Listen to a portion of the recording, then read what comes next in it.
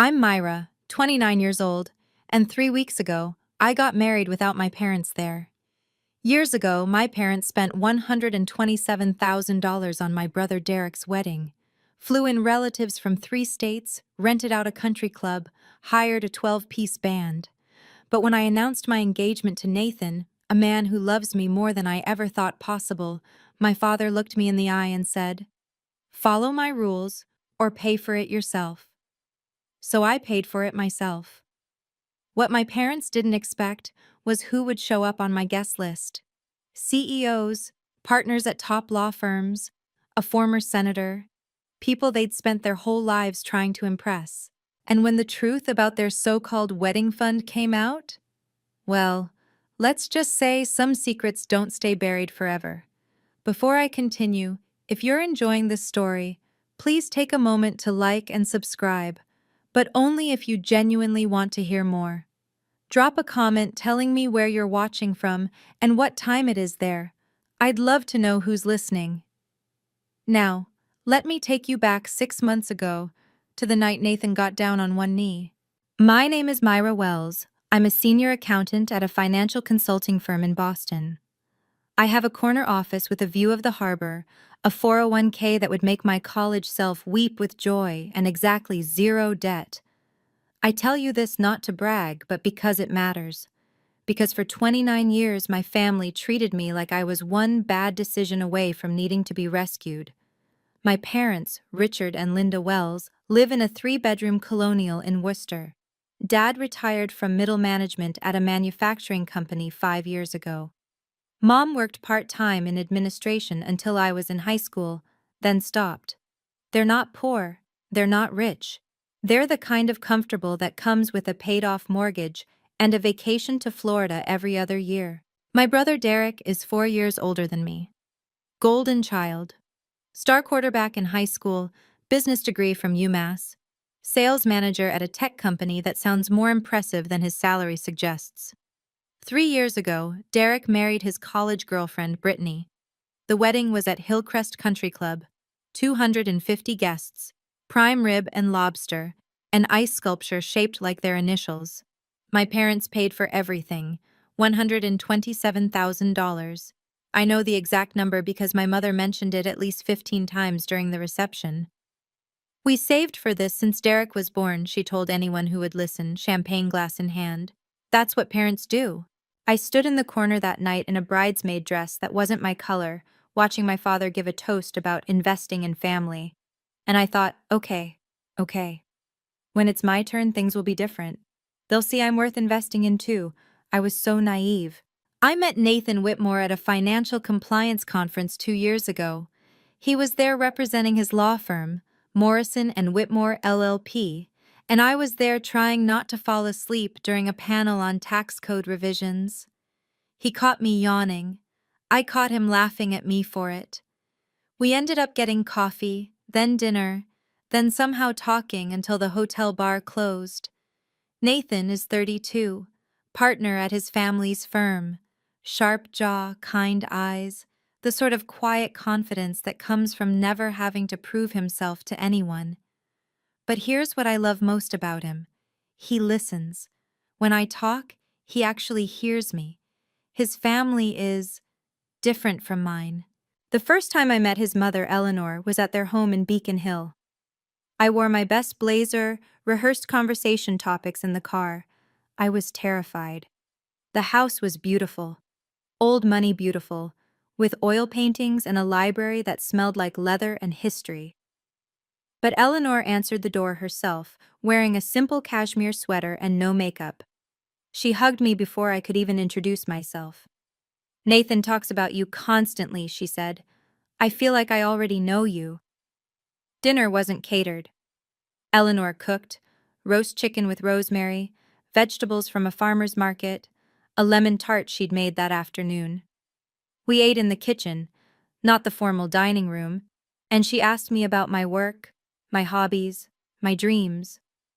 No one in my family had ever asked me about my dreams. When Nathan drove me home that night, I cried in his passenger seat. "What's wrong?" he asked, alarmed. "Nothing," I said. "That's the problem. Nothing's wrong. Your family is just... they're so kind." He squeezed my hand. They already love you, Myra. You're family now. I didn't know how much that would mean until later. Nathan proposed on a Thursday evening in October. Nothing extravagant, just the two of us on the rooftop of our favorite restaurant, city lights glittering below, his grandmother's ring in a velvet box. I said yes before he finished the question. The next morning, I called my parents. My hands were shaking. Despite everything, despite all the years of being overlooked, I still wanted them to be happy for me. "Mom, Dad, I have news," I said. "Nathan proposed. We're engaged." There was a pause. Then my mother actually squealed, and I heard her calling for my father. "Richard, Myra's getting married!" For one beautiful moment, it felt like things might be different. My mother asked about the ring. My father asked about Nathan's job. They sounded proud. "We'll support you, sweetheart," my mother said, "just like we did for Derek. We'll help with the wedding." That night, she sent me an email. I still have it. I screenshotted it the moment it arrived because something in me, some instinct I didn't want to acknowledge, told me I might need proof someday. The email read, "Myra, your father and I discussed it. We want to contribute $100,000 toward your wedding, just like we promised when you were little. We're so happy for you. Love, Mom." $100,000. In writing. With a timestamp. I sat at my desk in my corner office looking at that email, and I let myself believe. I let myself think that maybe I'd been wrong all those years. Maybe they did value me the same as Derek. Maybe I'd been too sensitive, too quick to notice slights that weren't really there. That belief lasted exactly 3 weeks. Jessica Torres has been my best friend since freshman year of college. She's also the most talented wedding planner in New England, owner of Elegant Affairs, with a client list that includes tech billionaires and old money dynasties. But I knew her when she was a broke 22-year-old with a dream and no startup capital. "Remember when I lent you that money?" I asked over lunch, the week after my engagement. She laughed, setting down her glass of sparkling water. We were at a cafe in Back Bay, surrounded by women in Hermes scarves and men in custom suits. Jessica fit right in. She had the kind of effortless polish that made people assume she'd always had money. "Myra, you gave me $15,000 with 0 interest and told me to pay you back whenever. That's not a loan, that's a lifeline." "Well," I said, "I'm calling in my favor. I need a wedding planner." Her eyes lit up. "Finally, I've been waiting for this moment for 2 years. Tell me everything. Theme, venue, guest count." I told her the vision Nathan and I had discussed. Intimate, elegant, child-free. Maybe 80 guests. An outdoor ceremony at a vineyard in Napa, where Nathan's family had connections. "Child-free," Jessica repeated, nodding. "Smart. Nothing ruins a ceremony like a screaming toddler during the vows. But," she hesitated, "your family is pretty traditional, right? That might be an issue." I waved my hand. "They'll understand. My parents want this to be special. Mom already emailed about contributing to the budget." Jessica looked at me with something like pity. "Myra, I've been doing this for 8 years. Traditional families and child-free weddings? That combination almost never goes smoothly." I should have listened to her. The dinner was my father's idea. "Come over Sunday," he said on the phone. "Your mother's making pot roast. We'll discuss the wedding plans." I brought Nathan. He wore a button-down and his most diplomatic smile. My parents' dining room hadn't changed since I was a child. Same faded wallpaper, same humming fluorescent light, same framed photo of Derek's high school football glory days on the wall. We made it through appetizers before my father cleared his throat. "We've given this a lot of thought," he said, pulling a folded piece of paper from his shirt pocket. "And we've put together some guidelines for the wedding." Guidelines? He actually called them guidelines. He smoothed the paper on the table. I recognized his handwriting. Cramped, precise, the same penmanship he'd used on report card comments when I was young. "Myra needs to apply herself more." "Rule 1, he read. "All family must be invited. Both sides. That means your great Aunt Marge, your cousin Tommy's kids, the Hendersons from church, everyone. I felt Nathan tense beside me. Rule 2. No child-free wedding. Children are part of family. Rule 3. No destination wedding. The ceremony stays local. Rule 4. We have final approval over the guest list. Rule 5. The ceremony will be at St. Catherine's. It's where your mother and I were married. He looked up satisfied, like he'd just presented a reasonable business proposal. My mother nodded beside him. These are the same rules Derek followed. It's only fair. I looked at the list. 200 guests. A church I hadn't attended since high school. Every screaming child and judgmental relative I'd spent my adult life avoiding. And if I don't agree? I asked quietly. My father's expression didn't change. Then you pay for it yourself. I tried. God, I tried. Dad, the child-free policy isn't about excluding anyone, I explained, keeping my voice calm. Nathan's nephew ruined his best friend's ceremony last year, knocked over the unity candle, started crying during the vows. The couple was devastated. We just want to avoid that. My father didn't blink. Children are family. Okay, what about a compromise? I pressed on. Children can come to the reception, just not the ceremony. That way— No. Nathan squeezed my knee under the table. A warning. Don't push. The guest list, I tried again. 200 people is a lot. What if we invited immediate family and close friends? Maybe 100? My mother let out a sharp laugh. 100. Myra, I've already told Aunt Marge, Uncle Tom, the Hendersons, the Fitzgeralds. Wait. I stared at her. You already told them? She had the grace to look slightly uncomfortable. Well, yes.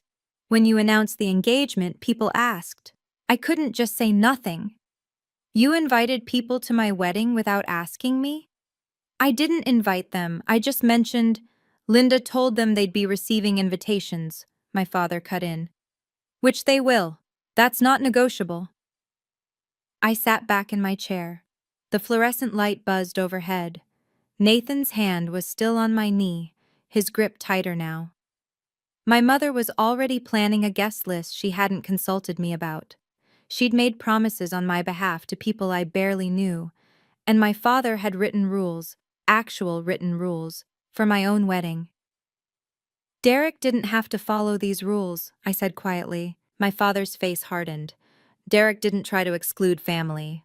But that wasn't true, and we both knew it. I called Derek that night from Nathan's car. Rain streaked the windshield, blurring the streetlights into smears of gold. Can you talk to them? I asked. Maybe if you explain that child-free weddings are normal now, they'd listen to you. Derek sighed. The sound of a basketball game played in the background. He always had sports on. Myra, come on. You know how they are. I know, but they respect you. If you told them— Look, his voice dropped. You know Mom and Dad had a separate fund for me, right? Since I was a kid. They didn't have to follow any rules because there was never any question about what kind of wedding I'd have. I gripped the phone tighter. What do you mean separate fund? A pause. Too long. Derek, what fund? I thought you knew. He sounded genuinely surprised. Mom told me years ago. Dad set money aside for me when I was born. Some kind of investment account. For my future. House down payment, wedding, whatever. And me? Did they set one aside for me? Silence. Derek. I don't know, Myra. His voice was uncomfortable now.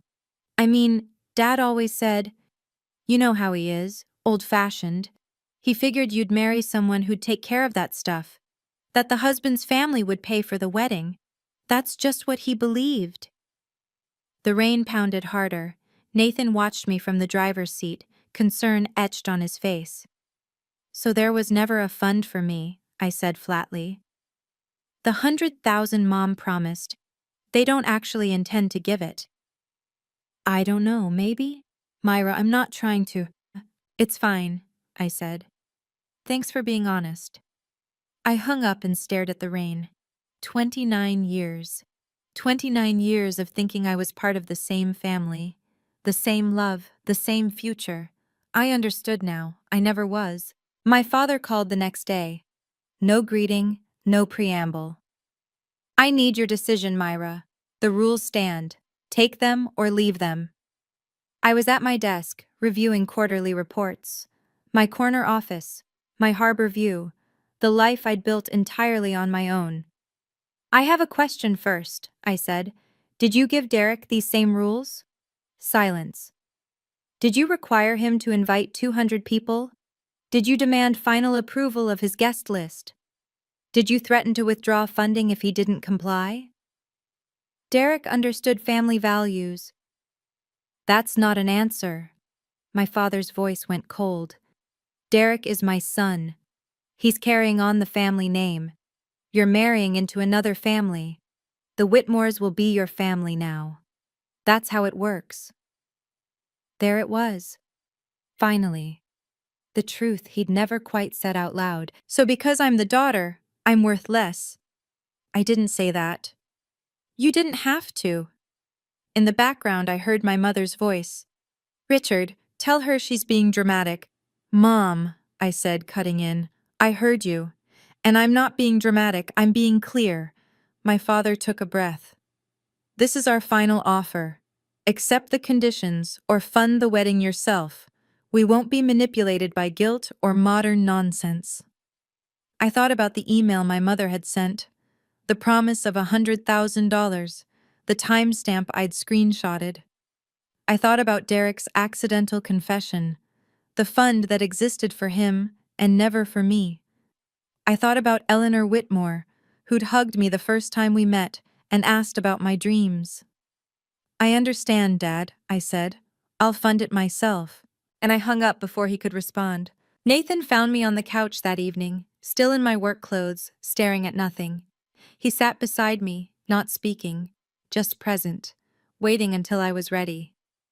They never planned to help me, I said finally. The whole thing, the promise, the email, it was conditional from the start. They wanted control, not to support me. Nathan pulled me close. Then we do this ourselves. We don't need their money, Myra. We have each other. It's not about the money, my voice cracked. It's that they think I'm worth less than Derek. They've always thought that. And I kept hoping I was wrong. The next morning, Eleanor called. Nathan told me what happened, she said. Her voice was warm, concerned, but not pitying. I want you to know something. When I married James, my own parents disapproved.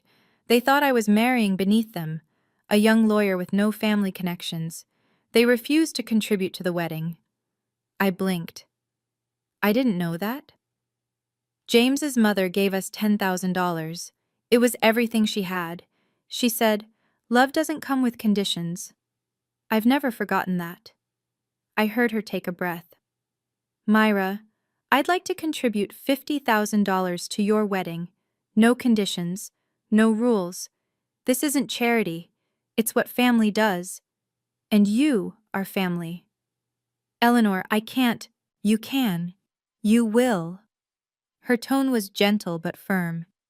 I had someone do this for me once. Now I'm doing it for you. Please let me. A week later, a check arrived with a handwritten note on ivory stationery, the paper thick and heavy in my hands. Love doesn't come with conditions. Welcome to the family, sweetheart. Eleanor. I cried for an hour. But for the first time in weeks, they were good tears.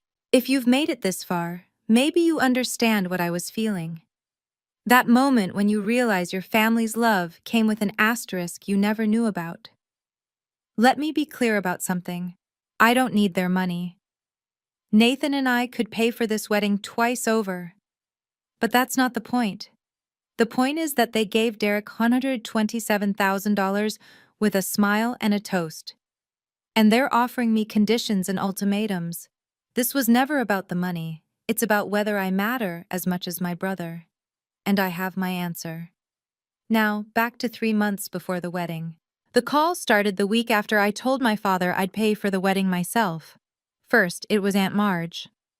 Myra, sweetheart, your mother says you're not inviting family to the wedding? That can't be right. Then Uncle Tom. I heard you're doing some kind of exclusive thing? What's this about no kids allowed? Then Darlene Henderson from church, who I hadn't spoken to in 15 years. Your poor mother is beside herself. She says you've shut her out completely. I tried to explain. Child-free was a choice many couples made. We wanted an intimate ceremony. This wasn't a rejection of anyone. No one listened. My phone buzzed constantly. Missed calls, voicemails, text messages from cousins I'd barely spoken to since childhood, all with the same theme. How could you do this to your parents? Then my mother posted on Facebook. She didn't name me directly, she didn't have to. It breaks my heart when children forget everything their parents sacrificed for them. We gave everything, and this is how we're repaid. Prayers appreciated. Within an hour, it had 47 comments. Relatives I hadn't seen in decades offering sympathy. Friends of my mother's from church expressing shock. A cousin commenting, "So sorry, Aunt Linda. Some kids just don't understand family values."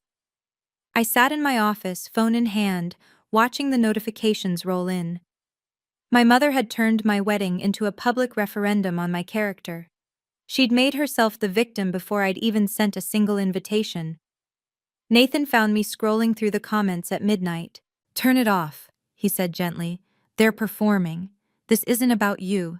It's about them looking like martyrs." He was right. I knew he was right, but it still hurt. My mother showed up at my office on a Tuesday. I was in a meeting when my assistant knocked on the glass door, her face apologetic. "There's a woman at reception. She says she's your mother. She's making a scene." I excused myself and walked to the lobby.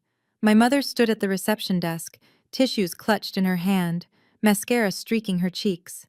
3 of my colleagues had stopped to watch from the hallway. "Mom, what are you doing here?" "Myra," she grabbed my arm. "We need to talk, please. I'm begging you."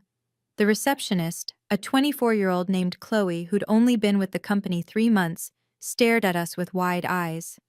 "Let's talk in the conference room," I said quietly. I led her down the hall, past the glass-walled offices, feeling every pair of eyes on my back. My mother's heels clicked against the marble floor. She was still crying, theatrical tears, the kind that came easily and dried quickly. I closed the conference room door. "You need to change your mind," she said immediately. The tears had stopped. "This has gone far enough. Your father can't sleep. I can't eat. You're tearing this family apart. Mom, you posted about me on Facebook. You called all of my relatives and told them, because you left me no choice." Her voice rose. "You're embarrassing us. Everyone knows about this ridiculous child-free rule. People are asking questions." "Then tell them the truth. Tell them you offered me conditional money with a list of demands and I declined." Her eyes narrowed.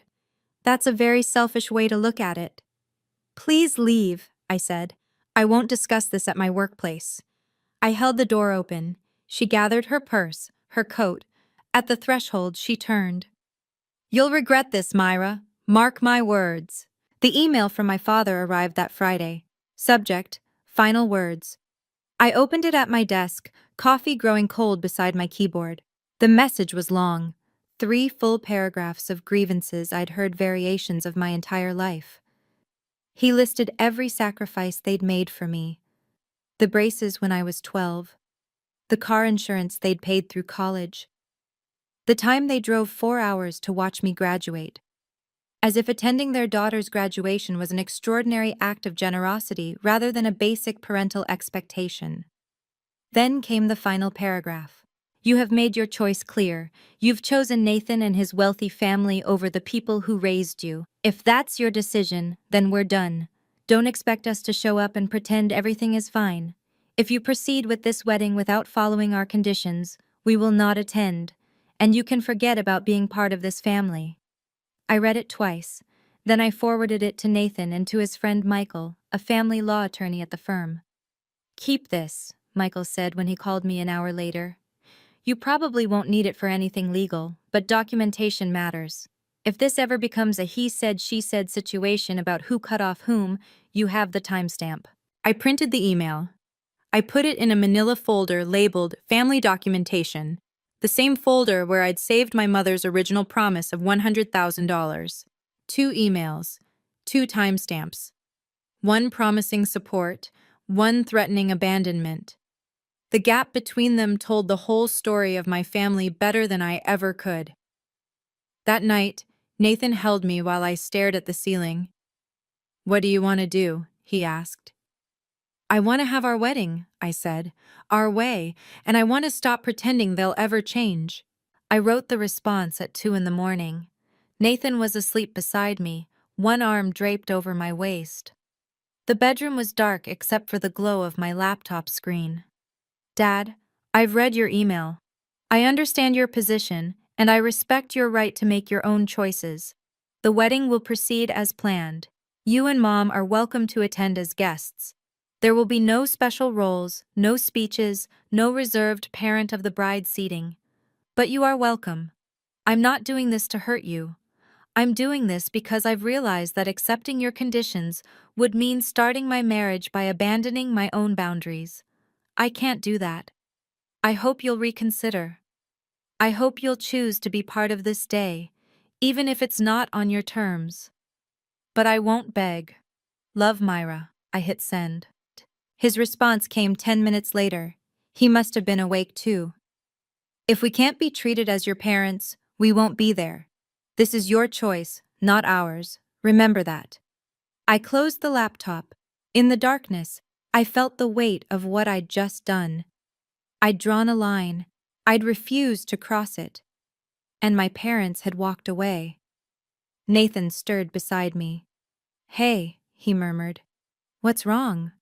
I told them they could come as guests. No special treatment. They said no. He pulled me closer. "I'm sorry." "Don't be." I was surprised to find I wasn't crying. "I'm not sorry. I'm sad, but I'm not sorry." There was something almost peaceful about it. The finality. No more hoping. No more wondering if this time would be different. They'd made their choice. Now I would make mine. The weeks that followed were the hardest.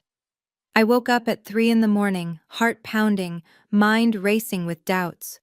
What if I'm wrong? What if I'm the villain in this story? What if I'm destroying my family over a guest list? My relatives had mostly stopped calling. The silence was worse than the pressure.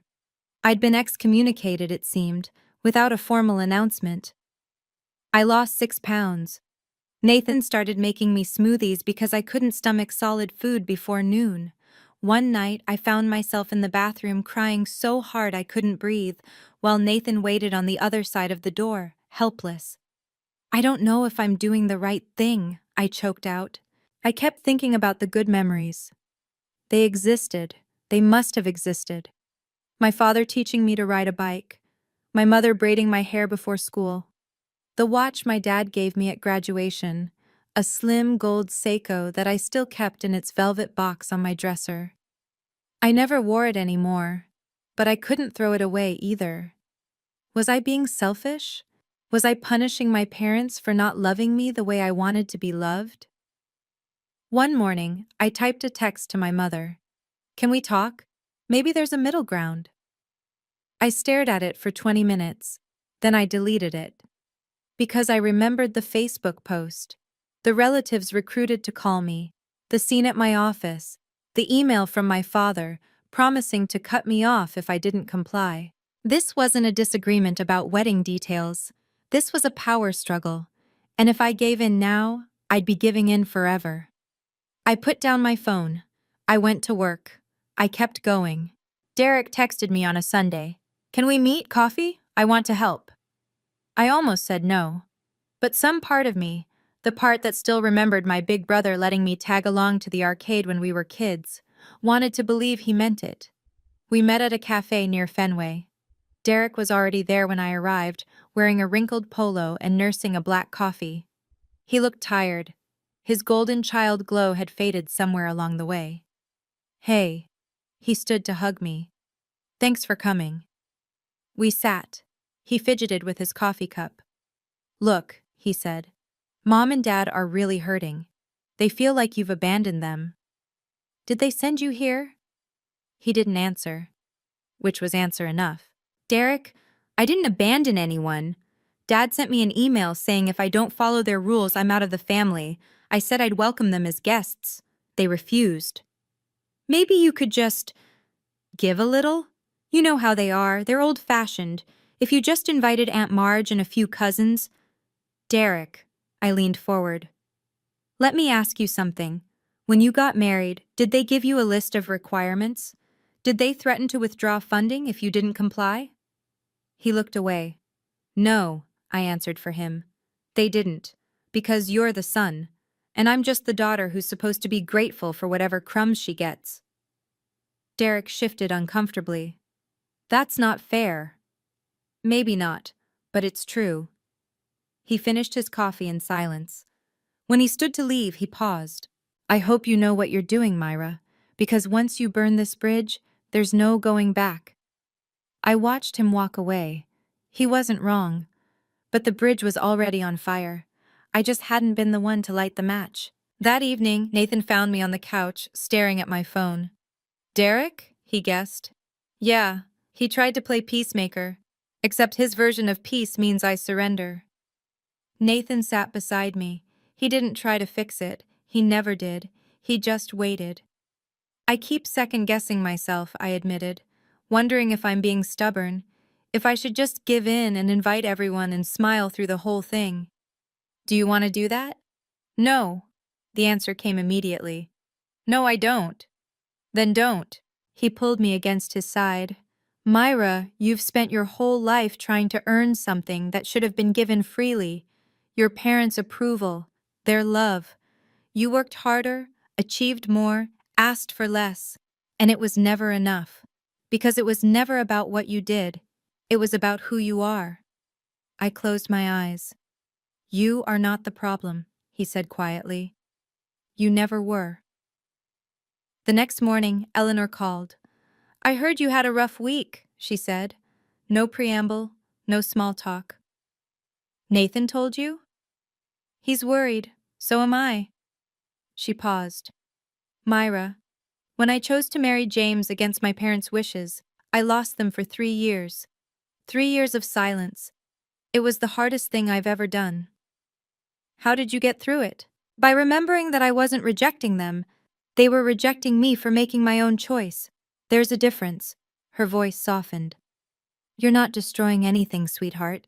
You're just finally refusing to pretend the cracks weren't already there. That night, I looked at the engagement photo on our wall, Nathan and me laughing in the Boston Common, golden leaves swirling around us. I didn't need my parents' permission to be happy. I just needed to give myself permission instead. Jessica spread the final plans across her conference table like a general preparing for battle.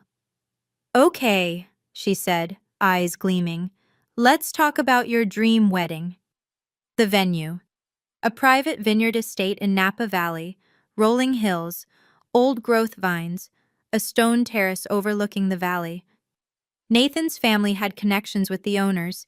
We'd gotten a rate that would have been impossible otherwise.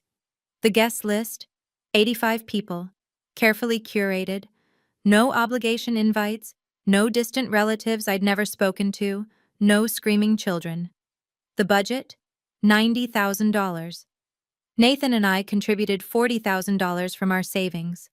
Eleanor's gift covered $50,000. Jessica, true to her word, was providing her services at cost, normally a $30,000 value, now included as her wedding gift to us.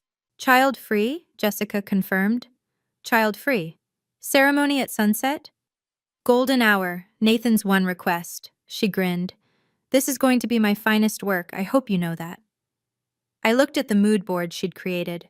Clean lines, white flowers, soft lighting, elegant simplicity. Nothing gaudy, nothing overdone, just beauty. What about your family? Jessica asked carefully. Any changes on that front? I shook my head. They made their choice. Okay. She made a note. I'll have security briefed just in case. Sometimes people show up uninvited to these things. I hadn't thought about that. You think they'd crash the wedding? I think people do unexpected things when they realize they're not in control. She looked at me over her glasses. Hope for the best, plan for the worst. That's my motto. I nodded slowly. The possibility hadn't occurred to me that my parents might try to force their way in. But Jessica had been doing this for 8 years. She knew things I didn't. The invitation list was a document I hadn't shown anyone outside of Nathan and Jessica. But as I reviewed it one final evening, I realized something. This wasn't just a wedding guest list, it was a testament to the life I'd built. Nathan's side included the managing partner of Morrison and Whitmore, a federal judge who'd mentored him in law school, 3 partners from competing firms who'd become close friends, the CEO of a Fortune 500 company, a client Nathan had represented in a complex merger. My side included my mentor from business school, now a professor at Harvard Business School, 2 colleagues who'd become genuine friends, a former client who'd started a nonprofit with my financial advice. And then there was Eleanor's network, philanthropists, arts patrons, a former senator who served on the board of her charitable foundation. At the bottom of the list were 5 names from my family. Cousin Sarah, Derek's daughter, who'd always been kind to me. My mother's second cousin Paula, who'd sent me a supportive text after the Facebook incident. 3 other relatives who'd pointedly not joined the pile-on. I'd also invited Carol Bennett. Carol was 60, a retired accountant who'd worked with my mother at her old job decades ago. They'd stayed in touch, Christmas cards, occasional lunches. I'd always liked Carol. She had a sharp wit and sharper observations. More importantly, Carol knew things. My mother had always confided in her, about finances, about family, about the plans she and my father had made. I wasn't inviting Carol to cause trouble. I was inviting her because she was kind, and because some part of me knew that the truth has a way of surfacing when the right people are in the room. The invitations went out on a Thursday. The countdown had officially begun. Sarah posted her invitation on Instagram. That was how my mother found out. A simple photo, the envelope, the calligraphy, the location, Napa Valley, California. Sarah captioned it with a string of champagne emoji and the words, "Wedding season." My phone rang within the hour. You invited Sarah but not her mother? My mother's voice was ice. You invited your cousin's daughter, but not your own aunt? I invited people who've supported me, I said calmly. I was at home, sitting on the balcony, watching the sunset paint Boston's skyline orange. Aunt Susan spent the last 2 months calling me ungrateful. Sarah sent me a text saying she was sorry for the family drama.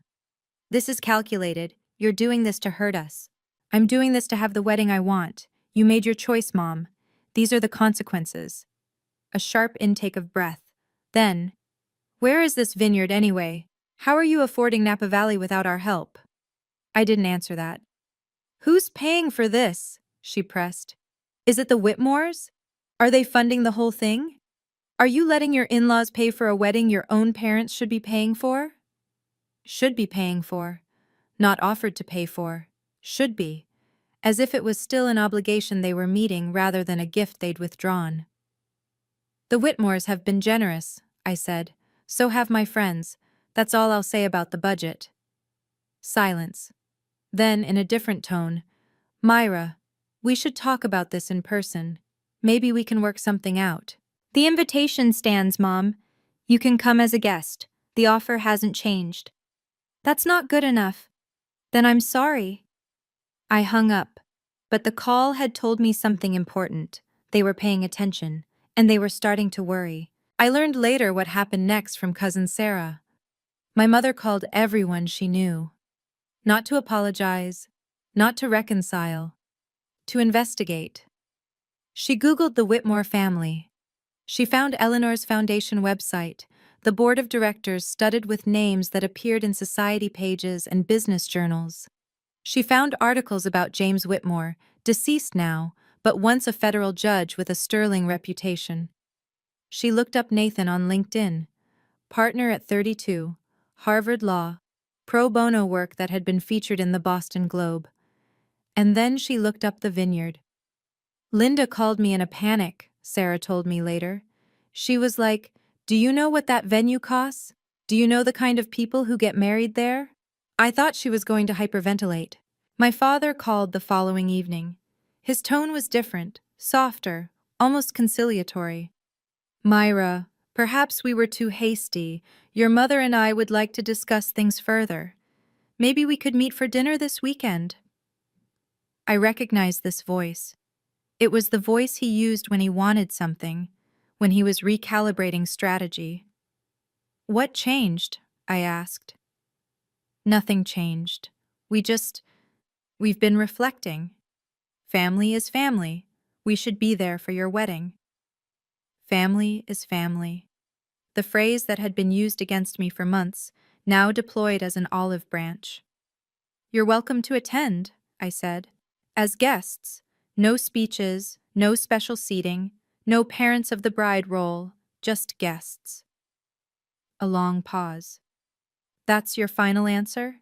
"That's always been my answer, Dad. It hasn't changed." He hung up without saying goodbye. The wedding was 3 weeks away, and my parents had finally realized they were about to be on the outside of something they couldn't control. At this point in my story, I knew something was coming. My parents didn't suddenly want to reconcile because they'd had a change of heart. They'd had a change of strategy. They'd seen the guest list, the venue, the kind of life I was building without them, and they wanted in. But would they accept my terms?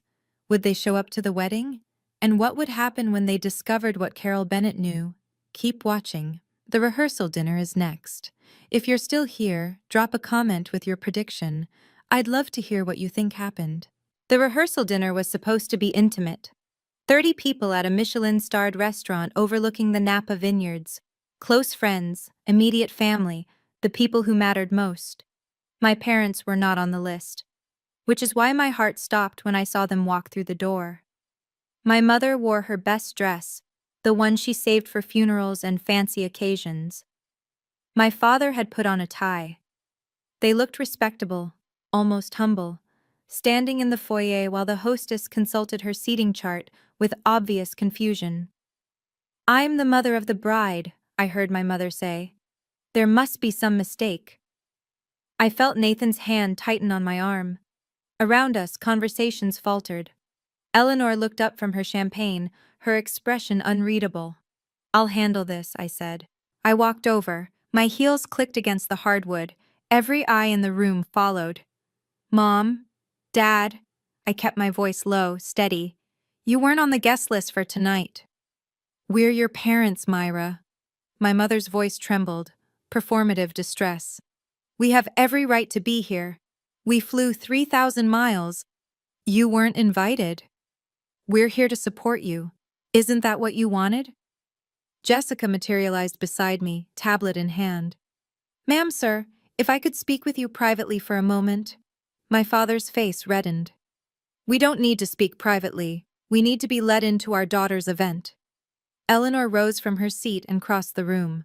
She moved like water, graceful, unhurried, impossible to ignore. "Richard, Linda," her voice was warm but firm, "perhaps we could discuss this in the private dining room. I'd hate for this to become a scene." My father looked at Eleanor, at her pearls, her posture, her quiet authority, and some of the bluster drained from his face. "Fine," he said tightly.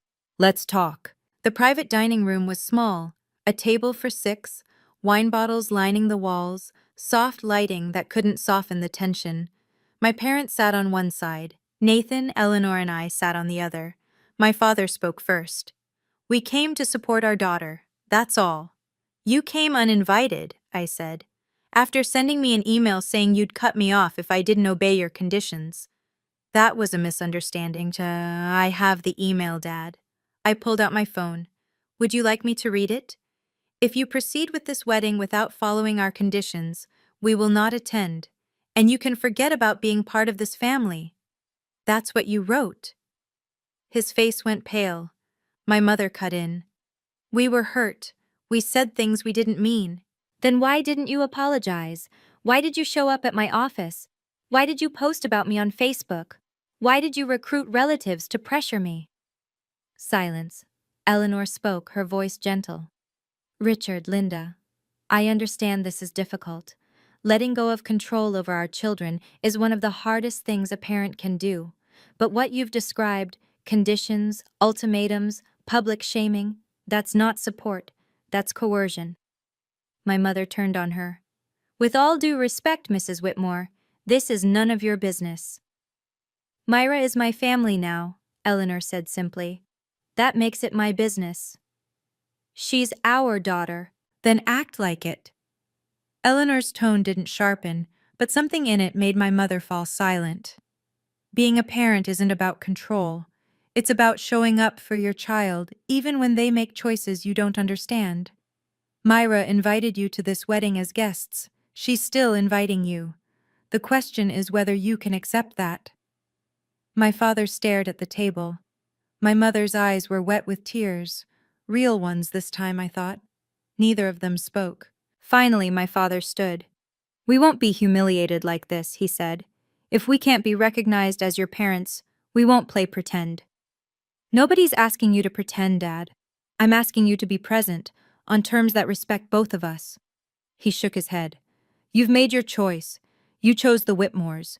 You chose a crowd of strangers over your own flesh and blood. I chose a wedding that reflects my values. If you can't accept that, we can't. My mother rose, gathering her purse. We won't be treated like ordinary guests when we're your parents. She looked at Eleanor with something like hatred. I hope you're happy. You've turned our daughter against us. No one turned me against you, I said quietly.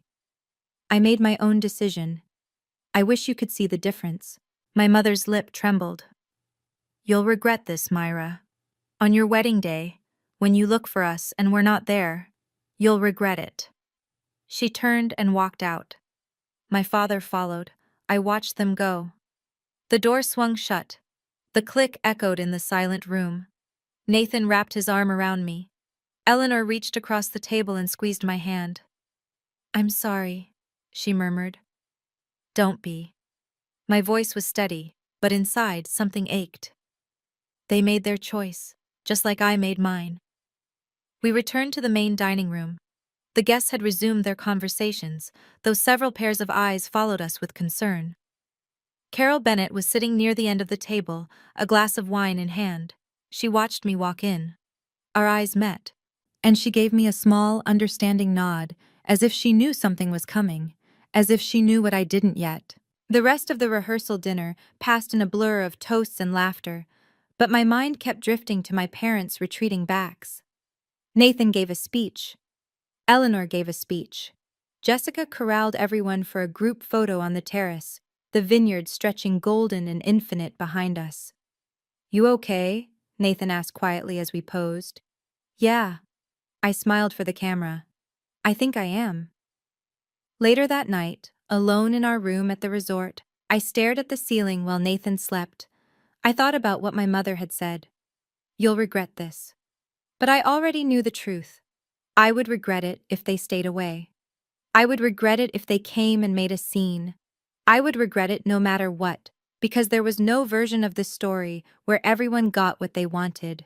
The only thing I could control was whether I regretted my own choices. And I didn't. Not the boundaries I'd set, not the guest list I'd made, not the wedding I'd planned with Nathan and our real family, the one we'd chosen. My phone buzzed on the nightstand. A text from Sarah. OMG, your mom just called my mom. She's furious. She keeps saying, wait until they find out. Find out what? I stared at the message. Find out what? What could my mother possibly think she knew that would change anything? I typed back. No idea. But thanks for the heads up. I put the phone down. Tomorrow was my wedding day. Whatever my mother thought she had left to play, I would deal with it tomorrow. Tonight, I just wanted to sleep. For the first time in months, I actually could. I woke on my wedding day to sunshine streaming through the curtains and the distant sound of someone uncorking champagne. Jessica appeared with her team at 8 a.m. sharp. Hairstylist, makeup artist, a woman whose sole job was apparently to steam my dress until it was literally perfect. Today is your day, Jessica said, handing me a mimosa. Whatever happened yesterday, forget it. Today is about you and Nathan.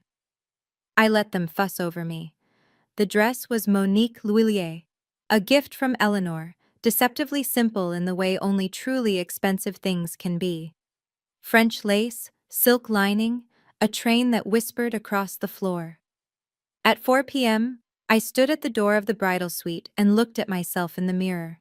The woman looking back was someone I almost didn't recognize, not because of the makeup or the dress, but because of the expression in her eyes. Calm, certain, ready. The ceremony was at 5 p.m. 85 guests gathered on the stone terrace as the sun began its descent toward the vineyard hills. White roses lined the aisle. A string quartet played something soft and aching. Nathan waited for me under a wooden pergola draped with greenery and fairy lights. When he saw me, his eyes went bright with tears. I walked down the aisle alone. No father to give me away. I hadn't asked anyone to fill that role. I didn't need to be given. I was giving myself, of my own free will, to the man I loved. In the front row, I'd left 2 chairs empty. My parents' seats, just in case they were empty. And as I took Nathan's hands and looked into his eyes, I realized something. I wasn't sad anymore. I was free. The reception was beautiful. Dinner under the stars, fairy lights strung above the long tables, wine from the vineyard's own cellar flowing freely. I was dancing with Eleanor when Sarah found me. Myra. She tugged my elbow. You need to hear this. Carol Bennett just told me something crazy. I excused myself and followed Sarah to a quiet corner of the garden. Carol was there, wine glass in hand, looking troubled. I'm sorry to bring this up on your wedding day, Carol said, but I've been sitting on this for hours and it's eating at me. What is it? Carol took a breath. Your mother and I worked together for 15 years. We were close. She told me things, about money, about family plans. I nodded. I knew this. A few years ago, she told me about a fund, a savings account she and your father had set up when the kids were young, for the children's weddings. My stomach dropped. She told me the amount, Carol continued. $150,000. She said they'd been adding to it since Derek was a toddler. 50 for college, 100 for weddings, split evenly. Split evenly. My voice was barely a whisper. That's what she said. 75,000 each, for both children. Carol shook her head. But then I heard what's been happening. How they paid over 100,000 for Derek's wedding and told you there was no fund. And I thought, that can't be right. I leaned against a trellis, my heart pounding. $150,000, split evenly. That's what my mother had told Carol, but Derek had gotten $127,000, and I had gotten nothing. I'm so sorry, Myra, Carol said softly. I thought you should know. I didn't tell anyone else, not right away, but Carol did. I don't think she meant to cause trouble. She was just being Carol, honest to a fault, the kind of person who can't let hypocrisy stand unchallenged. And when she went back to the table and Aunt Paula asked why she looked so serious, Carol told her. Words spread like wine spilling across a white tablecloth. By the time I was cutting the cake with Nathan, I noticed the whispers. Guests huddled in small groups, glancing at me with a mix of sympathy and shock. Sarah was on her phone, texting furiously. Something's happening, Nathan murmured. I know. I caught fragments of conversation as we moved through the crowd. 150,000. Told Carol years ago. And they gave Derek everything? No wonder they didn't come. Nathan's partner Michael approached us, expression grave. Myra, I just heard something interesting from one of the guests. About a family fund? It's true, I said quietly. My mother told Carol Bennett about it years ago. They had money for both of us. They just chose to spend it all on Derek. Michael's jaw tightened. And they had the nerve to put conditions on giving you anything. The truth I'd suspected, that Derek had accidentally confirmed, was now spreading through the wedding like wildfire. And I hadn't done anything to make it happen. I hadn't exposed them. I hadn't confronted them. I just invited Carol Bennett to my wedding. The same Carol my mother had trusted with family secrets. The same Carol who believed that truth should never be hidden. Sometimes justice doesn't require revenge. Sometimes you just have to step out of the way and let the truth do its work. 3,000 miles away, my parents' phone was ringing. I learned this later from Sarah, who'd called her mother, who'd called my mother immediately after hearing Carol's story. "Is it true?" Aunt Susan demanded. "Did you really have 150,000 saved? Did you give Derek all of it and nothing to Myra?" My mother, I'm told, tried to lie. Carol misunderstood. "It wasn't like that. Linda, Carol is a certified accountant. She remembered numbers. She remembered you bragging about the fund at lunch 10 years ago. It was our money. We had the right to decide." "You had the right to lie to your daughter? To pretend there was nothing when there was plenty?" My father got on the phone, tried his stern voice. "This is a private family matter." "Private?" Aunt Susan laughed. "You made it public when you put Linda's Facebook sob story in front of everyone. You made it public when you called every relative to complain about Myra's choices. And now you're caught, Richard. Everyone knows." The calls kept coming. Uncle Tom, Cousin Paula, even Carol herself, ringing to say she hoped she hadn't caused too much trouble, but she couldn't stay silent when she knew the truth. Meanwhile, I danced with my husband under the stars. I didn't know about the phone calls yet. I didn't know that my mother was crying in her living room in Massachusetts while I laughed at toasts in Napa Valley. I only knew that I was happy. I was surrounded by people who loved me, actually loved me, without conditions or calculations. And somewhere in the back of my mind, I knew this was never about revenge. It was about finally being free. We spent 2 weeks in Italy for our honeymoon. The Amalfi Coast, just as we'd dreamed, crumbling villas, lemon groves, sunsets that looked like paintings. I turned off my phone for most of it. Nathan did too. When we landed back in Boston, reality came flooding in. 17 missed calls from Derek, 4 from relatives I hadn't spoken to in years, a voicemail from Carol apologizing profusely for stirring things up, and 1 text from my mother. "You've destroyed this family. I hope you're proud of yourself." I stared at the message for a long time. Then I put my phone away and went home with my husband. Over the next few days, I learned what had happened while we were gone. The family had splintered. Aunts who'd once parroted my mother's complaints were now questioning everything. Cousins who'd called me ungrateful were reassessing their loyalty. Derek had gotten the worst of it. His wife Brittany had started asking questions. "If your parents gave you $127,000 for the wedding, where did that money actually come from?" "He's stressed," Sarah told me over lunch. "People keep asking him why he got everything and you got nothing. I don't think he ever thought about it before." "Is that my fault?" I asked. Sarah shook her head. "No. It's his parents' fault for putting him in that position." My mother had deactivated her Facebook. My father wasn't returning calls from extended family. They hadn't reached out to me. Not once. Not to apologize, not to explain, not to reconcile. The silence said everything. And as much as it hurt, because it still hurt, would probably always hurt a little, I was okay. I had built a new life. I had chosen my own family. And I was finally free. Months passed.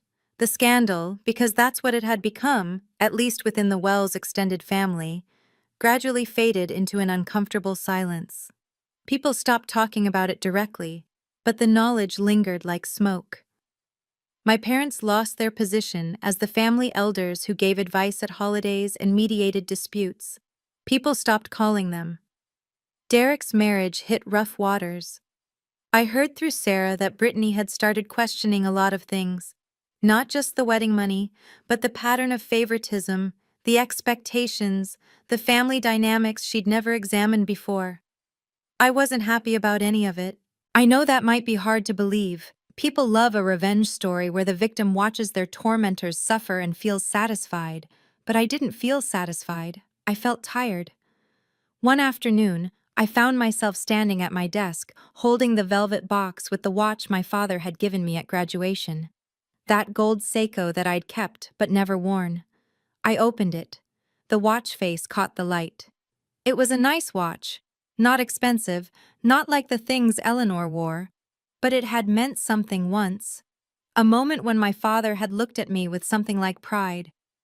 I closed the box and put it back in the drawer. I didn't throw it away. Some wounds don't heal by destroying the things that caused them. They heal by acknowledging what was, mourning what could have been, and choosing to move forward anyway. Nathan found me staring out the window that evening, the city lights of Boston glittering below. "Thinking about them?" he asked. "Sometimes," I admitted. "Is that strange?" "No." He wrapped his arms around me from behind. "They're still your parents, that doesn't go away." "No," I agreed, "it doesn't. I don't know if my parents will ever change. Part of me still hopes they will. Part of me has accepted they won't. What I know for certain is this.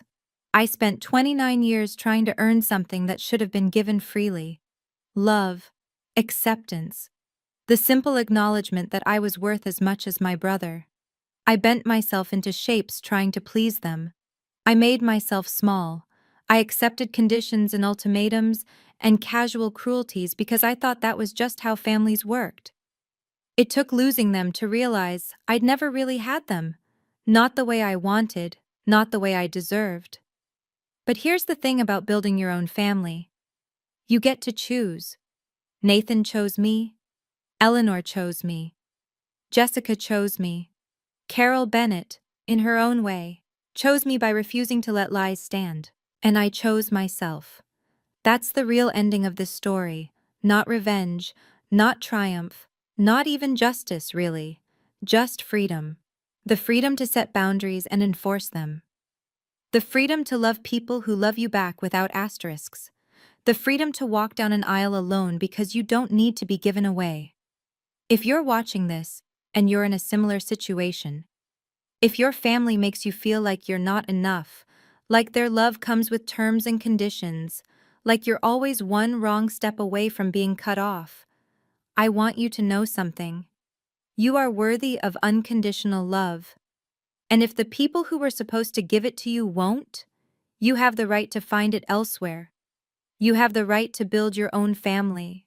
You have the right to choose yourself. I'm Myra Wells. I'm 29 years old, and I finally know what it means to be free. Thank you for staying with me until the end. If this story resonated with you, if you've ever had to set boundaries with people who were supposed to love you unconditionally, please consider liking and sharing this video. Your support means more than you know. Subscribe to the channel if you want more stories like this. I have plenty more to share. And leave me a comment below. Have you ever had to choose yourself over someone else's expectations? I want to hear your story. We're all in this together. Check the description for more videos. I'll see you in the next one. Take care of yourselves.